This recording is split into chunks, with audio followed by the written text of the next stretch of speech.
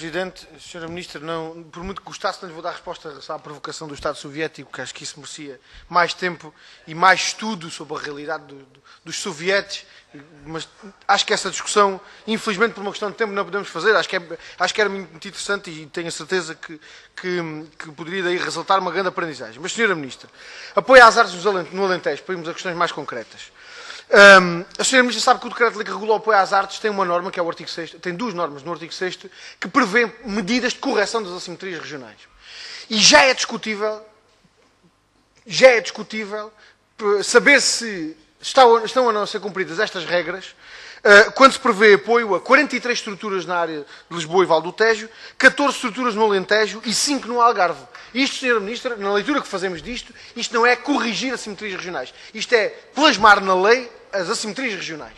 Mas pior ainda se torna a situação quando os júris não cumprem as regras que estabelecem número de estruturas a apoiar e montantes a atribuir dos apoios a cada região e, sobretudo, quando os júris já têm um representante da Direção-Geral das Artes e, ainda por cima, o Ministério da Cultura se propõe chancelar este incumprimento das regras legais de correção das assimetrias regionais.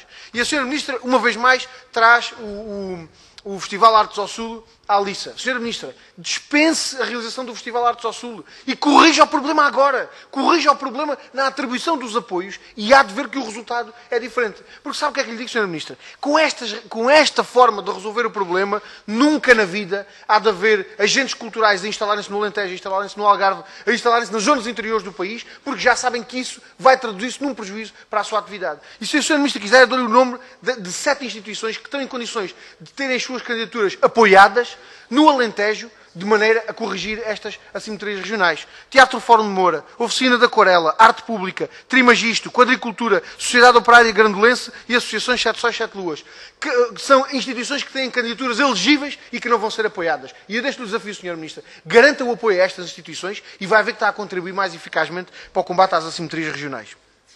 Uma outra questão, Sra. Ministra, tem que ver com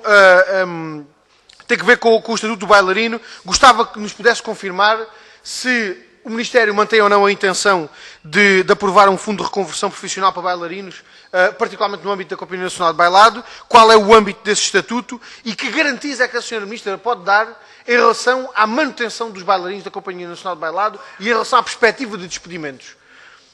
Queria colocar... Sra. Ministra, eu posso repetir a pergunta se não conseguiu ouvi-la. Em relação ao Fundo de Reconversão Profissional para os bailarinos da Companhia Nacional de Bailado, qual é exatamente a intenção do Governo, qual é o âmbito deste fundo, com que encargos